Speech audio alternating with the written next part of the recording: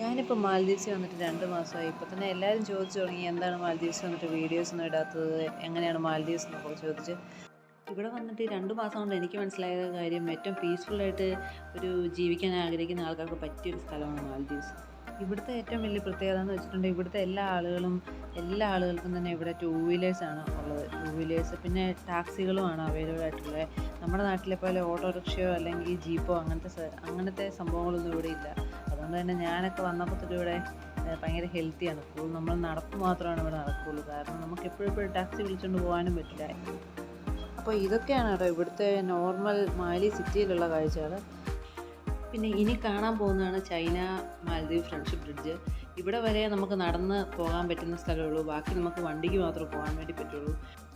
ഈ പാലം കഴിയുമ്പോൾ തൊട്ട് നമ്മളെ അവിടെ സെക്യൂരിറ്റീസ് നിൽപ്പുണ്ട്, അവിടെ നിന്ന് നമ്മളെ അവർ റിട്ടേൺ അടിക്കും. അതുകൊണ്ട് ഞങ്ങളതിന് മുമ്പേ തന്നെ റിട്ടേൺ അടിക്കാൻ തീരുമാനിച്ചു.